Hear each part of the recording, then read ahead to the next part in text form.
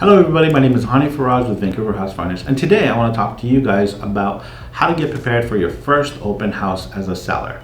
Now typically the realtor has to do all the work, but you as a seller, you actually have some work to do.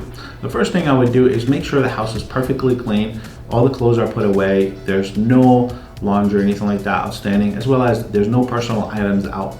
If you have any valuables like jewelry or camera or alcohol that's really expensive, please don't leave it in the home. Take it with you or hide it somewhere where nobody can see it or it's not easily accessible, because buyers are most likely gonna open, let's say, closets or certain things like that, okay? Another thing you should do is avoid cooking really foods that have a lot of aroma or spices before the open house. I would kind of just leave all the windows open if they're open. I would have all the windows, also all the drapes and window coverings open as well to bring in as much light as possible. If you could have some kind of vanilla scent or something like a cinnamon scent in the house, that would really help you. So those are just some of the things that actually you should do to prepare for your first home.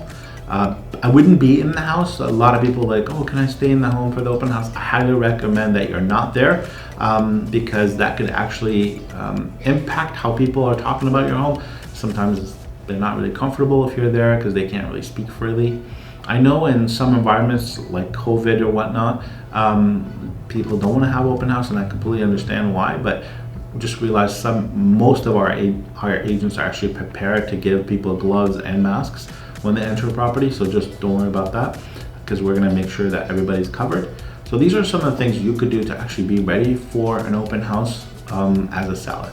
Hope you enjoyed the video, and if you have any questions, feel free to contact me or subscribe to our videos if you enjoyed the content. Thank you and have a good day.